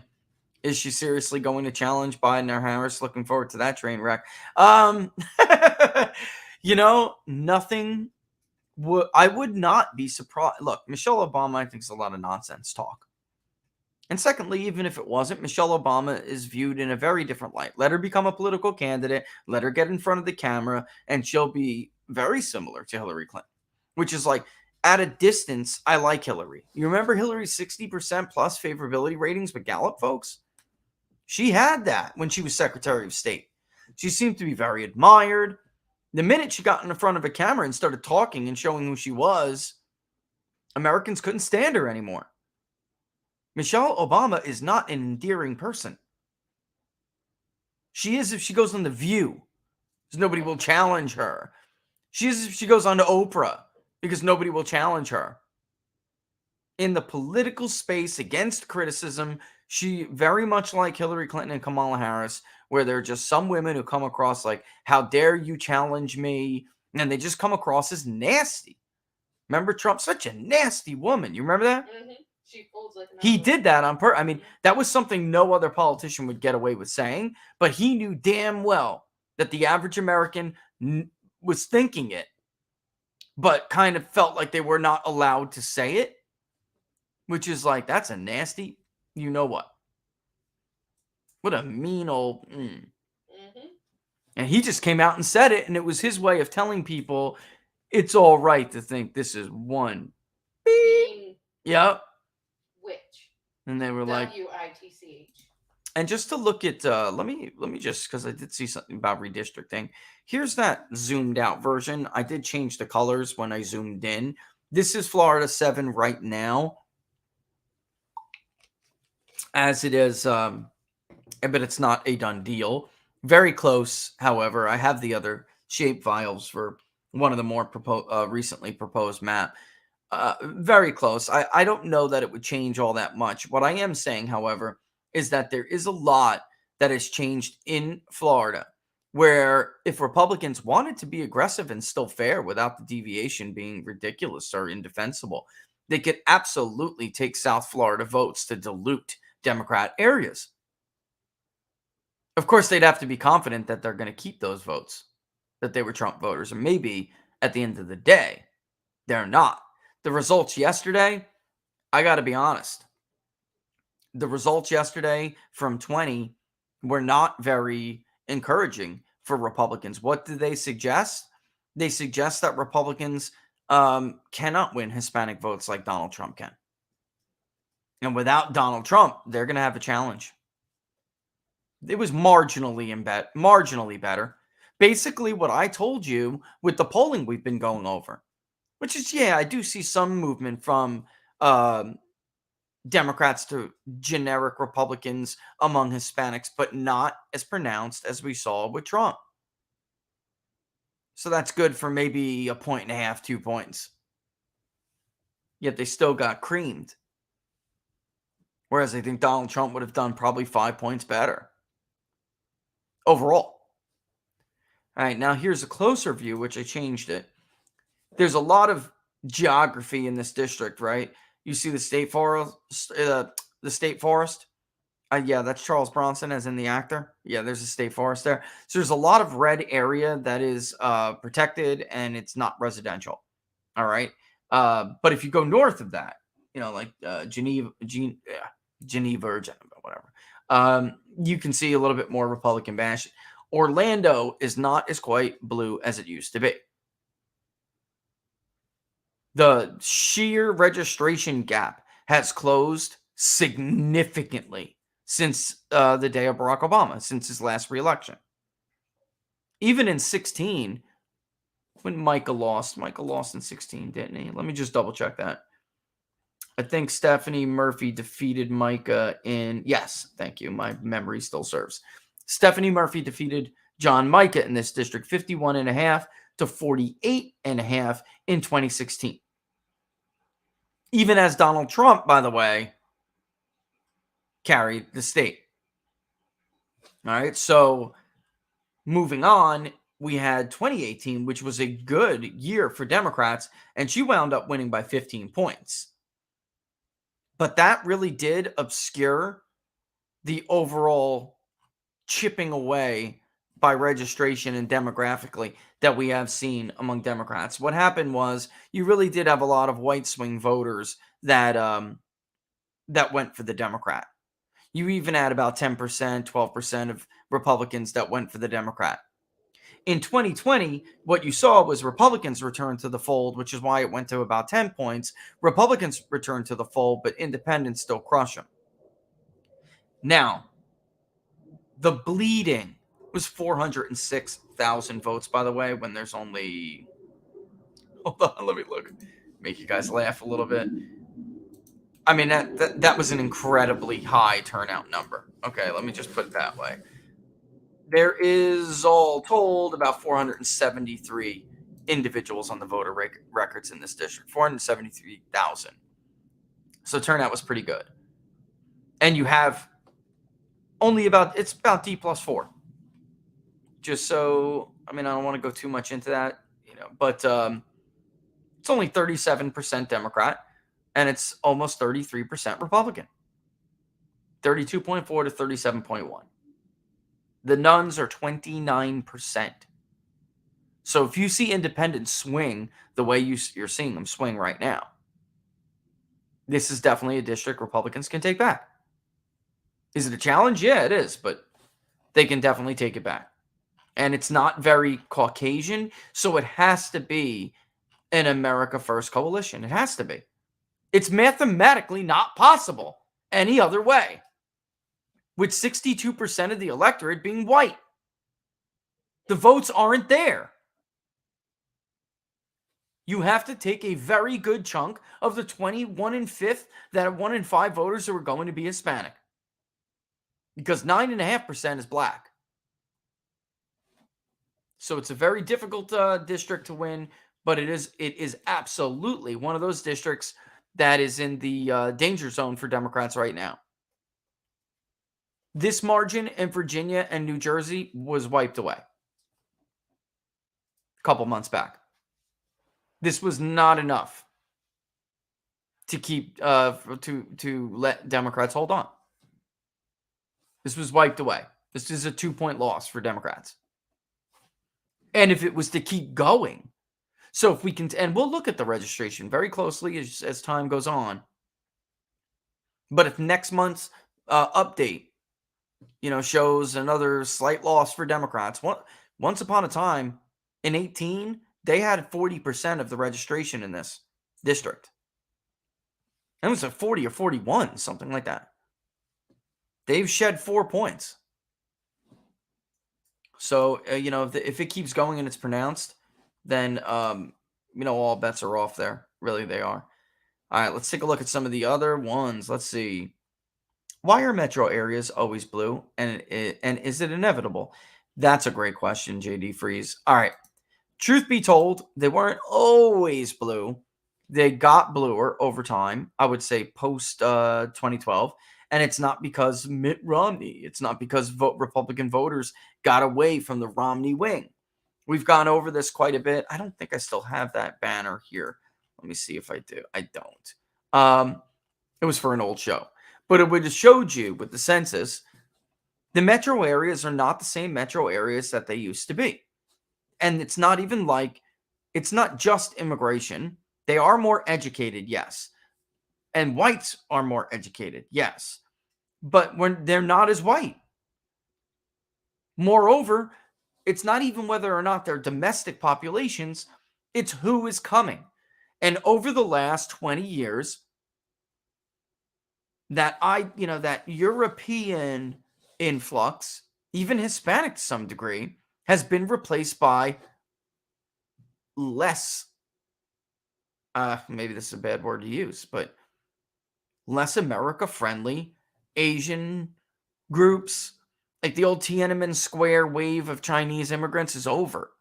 This is now a wave of, and it's not just Chinese, I'm just using them as an example. Loudoun County, we went over in detail. That's a perfect metro area to explain this. Of course, George W. Bush could win Loudoun County. It wasn't filled with educated, left-wing, new immigrants. It's not even true that government employment is what made Virginia and metro areas like Loudoun County more liberal. It accounts for some of it, but it doesn't account for even the majority of it. Education alone doesn't even.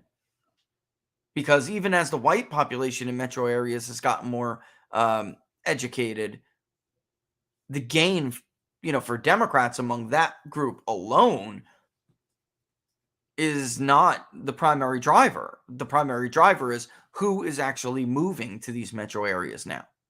Or who did and is now eligible to vote. It's not the Tiananmen Square, the tank moment, I'm getting away from the CCP wave. It's, the Chinese Communist Party has moderated wave. And actually, they're doing a good job wave. And actually, they're pragmatic, which is the term they'll tell you. Mm-hmm. That is the term. I don't know if you guys know this. I mean, not all of you listening are going to know this. But I immersed myself when I was studying Chinese language and business culture. I immersed myself in it when I was in school. And they were no longer students and new arrivals who were getting away from what they viewed to be an oppressive regime or whatever it may be with for greater opportunity. No, they were quite proud. They were quite proud of their government. They intended to take that education and use it for the benefit of it. They're not concerned about getting run over by tanks anymore. That's it. I'm serious. I hate to be crude. Mm-hmm. And that's just one group. Again, if you go to YouTube in the little search bar, we went over several areas, but just type, because we did it with Atlanta too, but just type in Loudoun, because I think that probably is the more pronounced example or the more obvious example. And the media just wants you to think that, educated whites in the suburb don't like mean tweets. That's bull. He routinely overperformed with suburban whites. The truth is, the suburbs don't look the same that they did when Mitt Romney ran for president. Forget when George W. Bush ran. In 8 years, a lot changed. A lot. and who was coming. This is another part of that, because you really should go back and look at some of them. But another part of that is those who were coming here were more, Laura and I, there's no nice way to, we came to refer to them as like wannabe elites. All right. There's no nice way to put it. They're not elites, but God, they love them and they wish they were. They are more, those who migrated here over the last 10 years, particularly from 2010 to 2019, 2020, they migrated with more advanced degrees, and they moved to these metro areas because that's where the work was. And over time, you get naturalized. Over time, you have families. They're just long-term strategy that Democrats put in, and Republicans either didn't see coming or were too cowardly to say anything about it, or maybe they were just so stupid they didn't realize the impact it would have. These long-term things over time essentially came to bear fruit. Somebody on Local sent me this great map of New York State before what he called, rightfully, replacement. It isn't that Democrats convinced people, folks, in these areas that they were right. Oh, you know what? You're not really a Republican. You're a Democrat. They replaced them. I mean, I don't know why so many people get so offended. Especially Democrats. It was their idea. Why are you offended by your own idea? That is the truth. If the electorate looked the same as it did for Mitt Romney, there's no way Donald Trump could have lost. It wouldn't even have been close. And by the way, I don't think it's inevitable. I don't believe anything is inevitable. I hate the demographics are destiny people. I think that's racist. Mm-hmm. Demographics, just like political coalitions, consistently change. If demographics were destiny, Donald Trump would not have gotten an additional 200,000 votes out of one area in South Florida. If demographics were destiny, Democratic state legislatures in Florida, in Texas, in southern Texas, would not be changing their party identification. If demographics were destiny, Democrats wouldn't have done as better with whites in 18 and 20. They would have continued to deteriorate with them. It's more socioeconomic. The idea you just focus on demographics, I really do believe is it's racist. It is. And they're not immune from certain problems. Many are. But if you know who tells us they're very concerned about inflation when we poll? Yeah, the workers know it, but they kind of view it as like, you know what? That's just like part of the shtick. I'm down on the totem pole and I get, you know what rolls downhill. Rich people. And you start messing with their pocketbook. Let Joe Biden put a cap gains tax on them. Wait till they have to pay the death tax. Or their kids, because they'll, wait till their kids have to pay the death tax. Is that going to be a forever trend? When their kids go to pay the death tax, they can't afford it and it gets taken from them? Nothing is inevitable. I really don't believe that. That Ann Coulter nonsense. If Ann Coulter was right to, because there are two sides. There's the Democratic side that believes it. They're academic, so-called election experts. And they believe demographics are destiny. And then you have people on the right who share their belief, but for different reasons, like Ann Coulter and others. They're both wrong. And if Ann was right, Texas would be gone for Republicans right now. Hispanics denied Joe Biden Texas. Not the Anglo voter, which is what they call whites. The Anglo voter in the Dallas suburbs. And by the way, the Dallas suburbs don't look the same way that they did 10 years ago. Nope. Or even 8 when Mitt Romney ran. Not even close.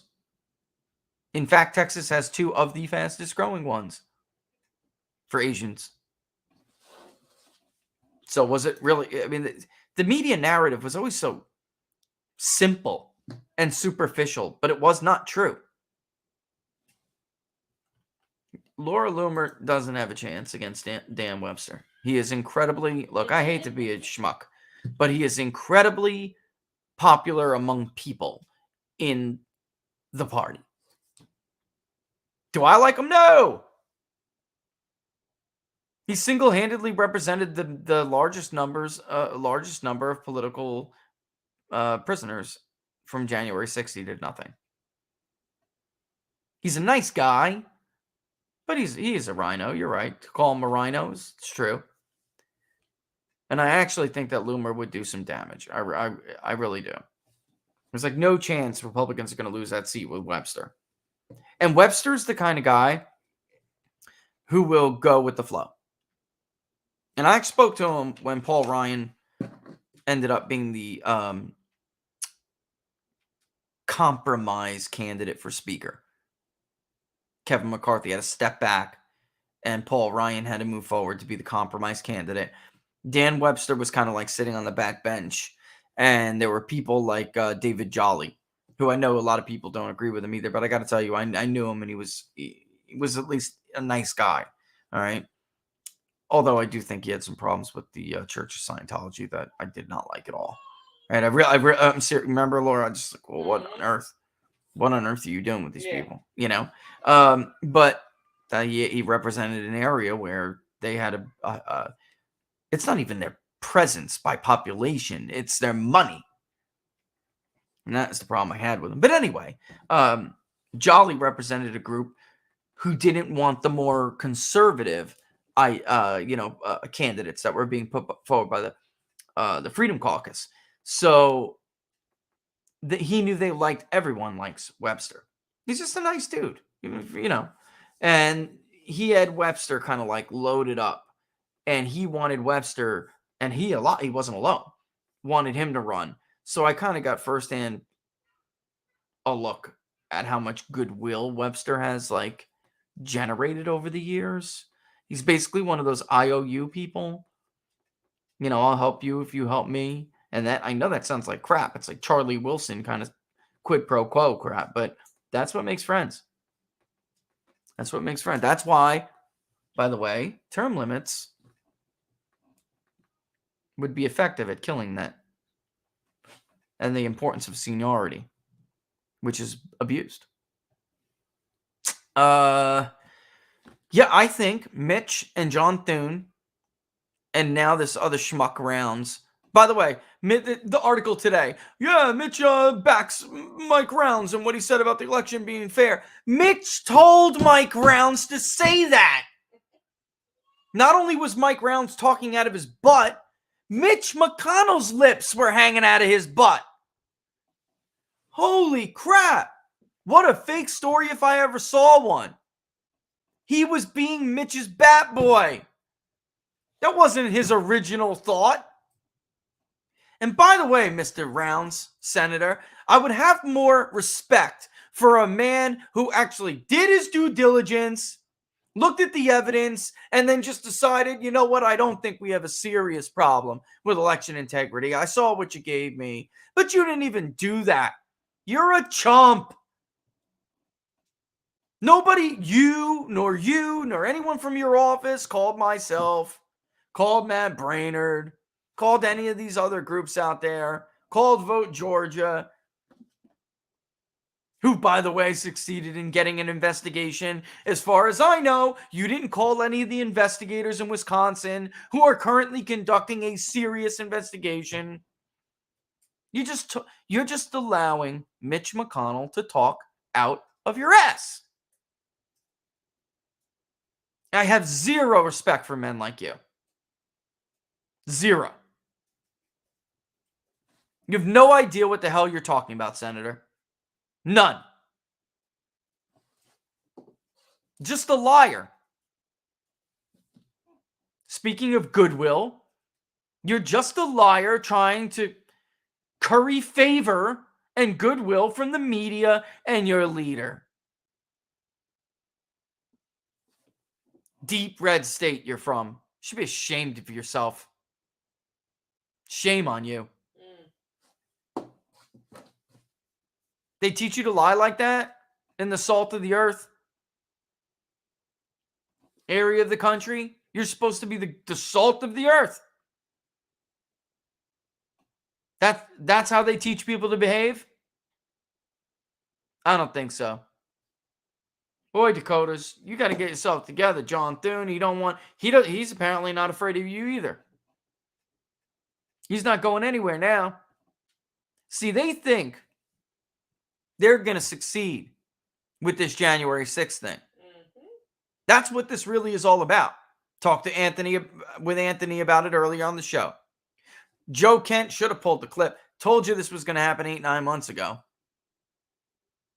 This was a pretext to send the FBI after dissenters who now should just change their name to the American Gestapo.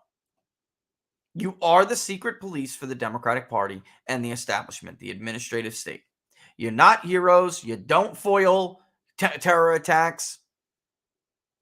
You murder people at Ruby Ridge. You murder women and children at Waco. And now apparently you are the Gestapo who persecutes people who don't agree with the DC establishment.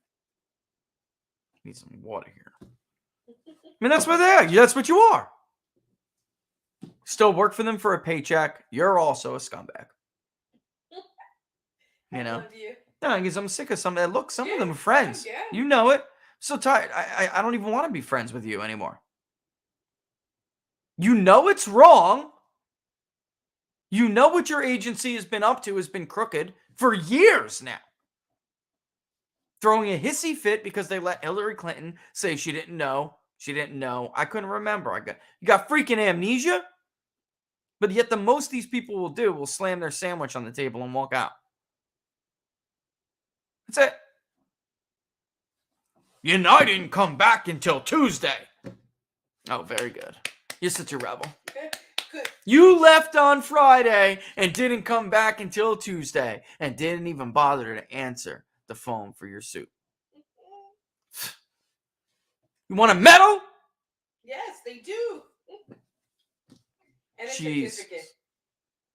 Hoover would be real proud of these people. Nothing on. Honestly, Hoover, he's got nothing on him because he didn't have the tools they had. Yeah. So they made this, and they think that they're going to use these pretexts to persecute people who support the America First agenda, and that they're going to take their leader out, which is Donald Trump. So that should tell you everything you need to know about Mitch McConnell saying, you know what, maybe I will be majority leader.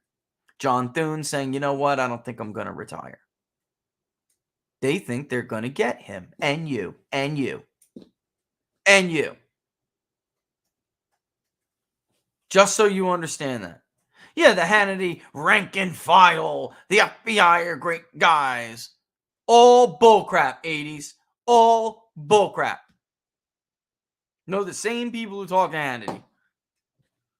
I'm telling you straight with a straight face. I remember that Hillary Clinton interview. I remember. I'm outraged. I have half a mind to go to the State Department and pull those records myself, they said. Then why didn't you? Why didn't you? I swear. They were, I have half a mind. And you know what? I put my sandwich on the table. I said, bull crap. I grabbed my coat and I didn't come back till Tuesday. Oh, bravo. Bravo. A joke. Did you tell the American people at any time over the 8-month period that you had footage of Kyle Rittenhouse that absolutely exonerated him? Did you tell the American people that your agency doesn't stop crimes anymore? You coax them for friends to do favors for your political friends so they can have narratives they want. When you start doing that, then I may have respect for you again. Did you tell the American people that the FBI was essentially just taking criminal referrals, or the Justice Department was just taking criminal referrals from one party and throwing them in the wastebasket while taking from the other and actually putting them on their desk? When you tell them that, then I'll have respect for you. Did anybody tell the American people over almost 2.5 years that the Russia collusion hoax was fiction? When you do that, I may have respect for you again. And the list goes on and on. By the way, Don's got the goods on those pieces of crap. They were bugging Donald Trump long before. Anyone who does this and does these interviews know that there is no way for them to... There is no way for that problem to have happened unless they were listening in on Donald Trump.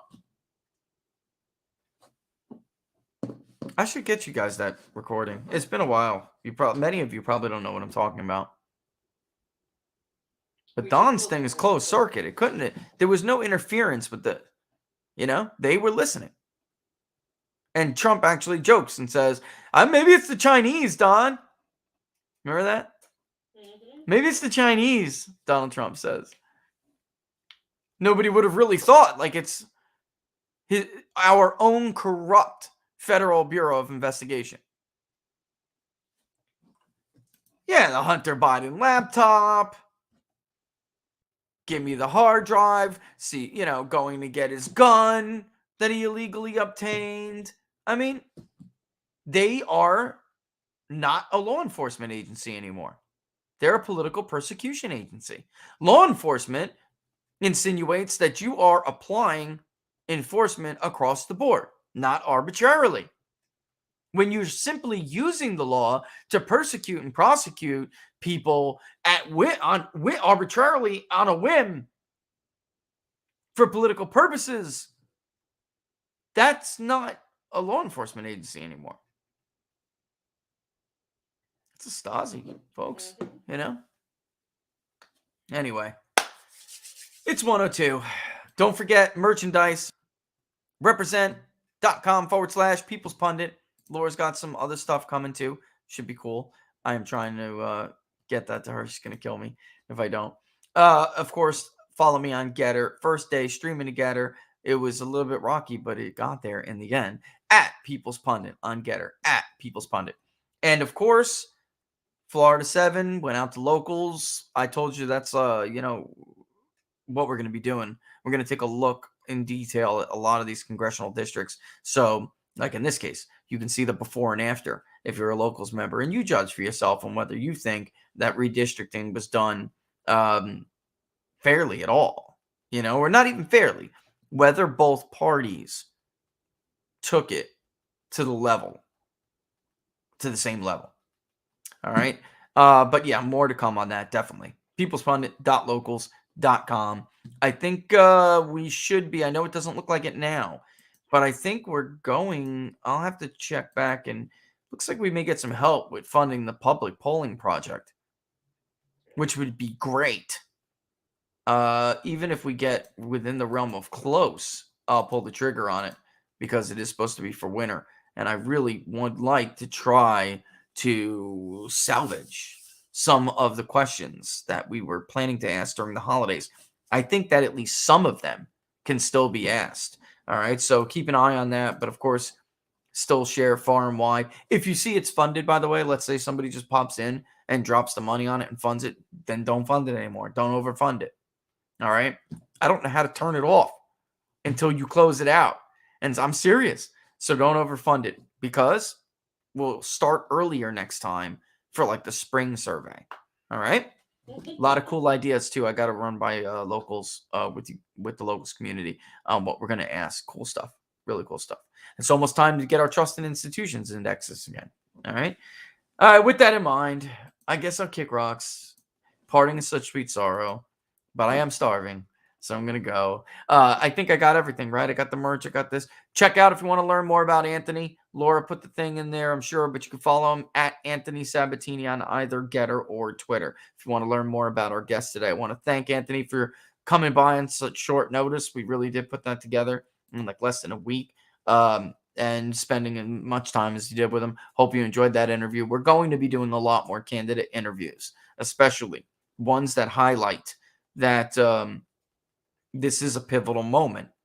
The rest of it is just like the back and forth pendulum swinging charade. Republicans take over, Democrats take over, Republicans take over. This is a year where there actually could be meaningful change in a party. And like he said, look how the squad hijacked the Democratic Party. The Republican establishment can't afford to lose some of these seats, especially since at least two of one of the, their top guys, one's a girl, looks like they're going to be defeated. That's how the Democrats did it. First, they went down the line. Bush took out Pelosi's lieutenant after Engel was defeated in New York, and so on and so on. All right. I could ramble all day, of course. All right. But I'm going to go. Vanessa, you're welcome. To the rest of you, thank you. If I didn't get your question, we will try to get to them with Dawn on Friday for Free Will and Friday Q&A. And with that in mind, everyone have a safe and happy Wednesday. We'll see you, locals. We'll see you soon. The rest of you, we'll see you at Friday, 11 a.m. Eastern Standard Time.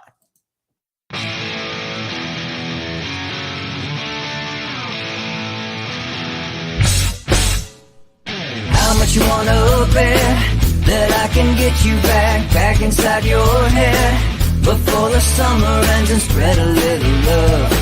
Just for a little fun, I'll make you come back to me before the rise of every sun. Baby, it's meant to be. I know you got a man, but he don't understand. You're gonna be a heartbreaker. You're such a love taker. So just suck me in and you can toss me like a cigarette. 'Cause I just wanna be a bad habit, yeah.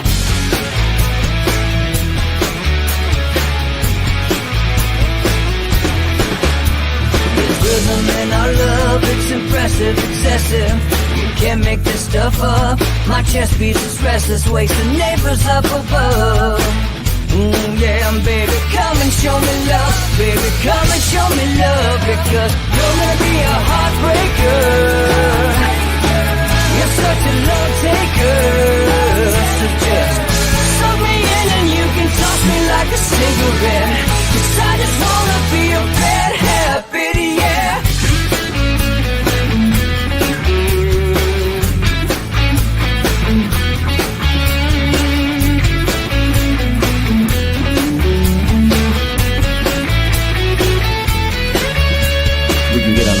Take a one-way ride, steal us away to find a place we can hide. It wouldn't take much to spear overnight, just to give in to the need and leave it all behind. 'Cause I know that you know that I know that you want me. You told me, now show me, come blow me away. 'Cause I know that you know that I know that you want me. You told me, now show me, come blow me away. You're gonna be a heartbreaker.